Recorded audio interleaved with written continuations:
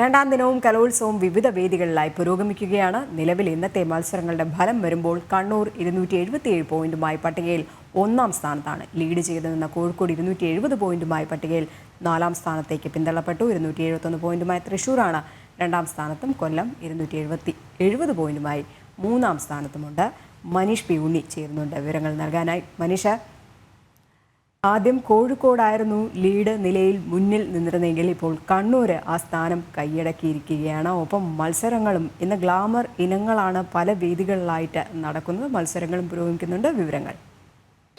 രജനി പറഞ്ഞ പോലെ തന്നെയാണ് മത്സരങ്ങൾ പല വേദികളിലായി ാണ്. പ്രധാനമായിട്ട് ഞാനിപ്പോൾ നിൽക്കുന്നത് വേദി ഒന്നിലാണ്. വേദി ഒന്നിൽ ഇപ്പോൾ രാവിലെ മത്സരം മോഹിനിയാട്ട മത്സരമായിരുന്നു രാവിലെ നടന്നിരുന്നത്. അത് കഴിഞ്ഞപ്പോൾ ഒപ്പന, അതായത് ഒപ്പന നമുക്ക് എല്ലാവർക്കും അറിയുന്ന പോലെ എല്ലാവർക്കും വളരെ ആഗ്രഹത്തോടെ, അതായത് കാണാൻ അത്ര കളർഫുൾ ആയിട്ടുള്ള ഐറ്റമാണ് ഒപ്പന. ആ ഐറ്റമാണ് ഇപ്പോൾ വേദി ഒന്നിലിപ്പോൾ നടന്നുകൊണ്ടിരിക്കുന്നത്.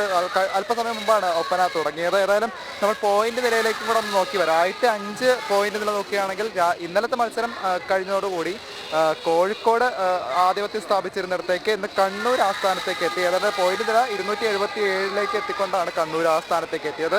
കോഴിക്കോട് ആ സ്ഥാനത്ത് നോക്കുകയാണെങ്കിൽ 4ാം സ്ഥാനത്തേക്ക് പിന്തള്ളപ്പെടുകയാണ് ഉണ്ടായത്. 270 പോയിന്റാണ് ഇപ്പോൾ നിലവിൽ നോക്കുമ്പോൾ കോഴിക്കോട് എത്തിയിട്ടുള്ളത്. 2ാം സ്ഥാനത്ത് പ്രധാനമായിട്ടും ഉള്ളത് ഇപ്പോൾ തൃശ്ശൂരാണ്. തൃശ്ശൂർ കുറച്ച് കയറി വരുന്നുണ്ട്. എന്തായാലും കടുത്ത മത്സരമാണ്. കോഴിക്കോടിന് കപ്പ് കൊടുക്കാൻ തീരെ താല്പര്യമില്ലെന്നുള്ള രീതിക്കാണ് അവരുടെ മത്സരം. കാരണം അവരുടെ ഇന്നലത്തെ മത്സരം ആ നിലയ്ക്ക് പോയിന്റിൽ വളരെ വെച്ച് പിടിച്ചൊരു കയറ്റമായിരുന്നു കോഴിക്കോട് കാഴ്ചവെച്ചത്. എന്നാൽ ആ രീതിയൊക്കെ ഇന്നൊരു പകുതി കഴിയുമ്പോഴേക്കും കോഴിക്കോട് 4ാം സ്ഥാനത്തേക്ക് പിന്തള്ളപ്പെടുന്നതായിട്ട് കാണാം. ഏതായാലും തൃശ്ശൂർ 2ാം സ്ഥാനം, കൊല്ലം, അതായത് കൂടുതൽ വേദിയായിട്ടുള്ള കൊല്ലം 3ാം സ്ഥാനത്ത് ഏകദേശം ഒരു 270 പോയിന്റുകളോടെ 3ാം സ്ഥാനത്ത് കൊല്ലം എത്തിയെന്നുള്ള വിവരം നൽകാനാവുന്നുണ്ട്.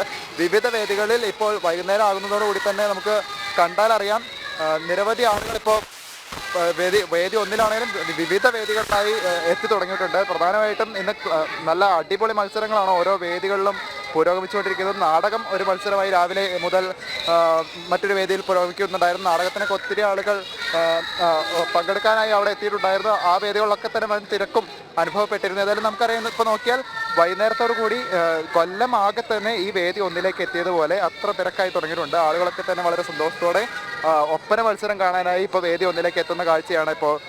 അത് തന്നെയാണ് മനീഷ്. കാരണം ഈ വൈകിട്ടാകുമ്പോഴേക്കും ഈ ഉച്ച വെയിലൊക്കെ മാറി ആ ക്ഷീണമൊക്കെ ഒന്ന് മാറ്റാൻ കൂടെ കഴിയും. ഒപ്പം ഈ വർണ്ണാഭമായ കാഴ്ചകളും കാണാൻ കഴിയും. അതുകൊണ്ട് തന്നെയാണ് ഈ ജനങ്ങളുടെ ഒരു തിരക്ക് അനുഭവപ്പെടുന്നത്.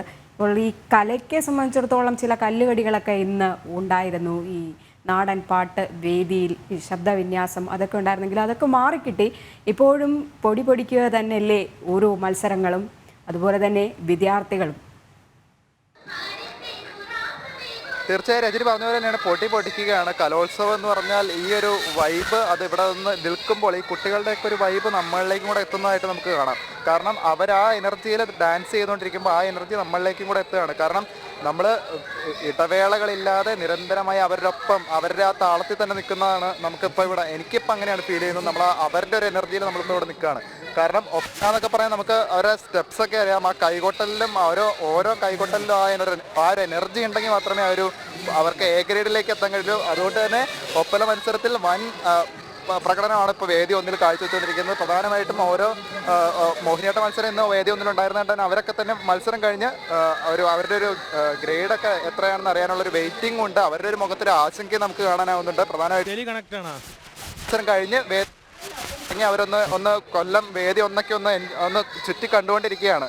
മാത്രമല്ല ഒപ്പന മത്സരത്തിൽ ഇപ്പോൾ വിവിധ ജില്ലകൾ മത്സരിച്ചുകൊണ്ടിരിക്കുന്നു. അതിൻ്റെ കാഴ്ചയും ഇപ്പോൾ കൊല്ലത്ത് നൽകാൻ പോകുന്നുണ്ട്. എന്നാലും കുട്ടികളൊക്കെ തന്നെ വൻ എനർജിയിൽ ഓരോ വേദികളിലും മത്സരം പുരോഗമിച്ചുകൊണ്ടിരിക്കുന്നു എന്നുള്ള ഏറ്റവും പുതിയ വിവരങ്ങൾ നൽകുന്നു. ഏതായാലും ഏറ്റവും പുതുതായി നമുക്ക് ഇപ്പോൾ ഇവിടെ വേദി ഒന്നിൽ നിന്ന് എനിക്ക് നൽകാനാവുന്നത് ആ വിവരം തന്നെയാണ്.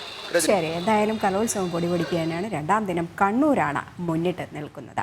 വേദി ഒന്നിൽ നിന്നും മനീഷായിരുന്നു വിവരങ്ങൾ പങ്കുവച്ചത്.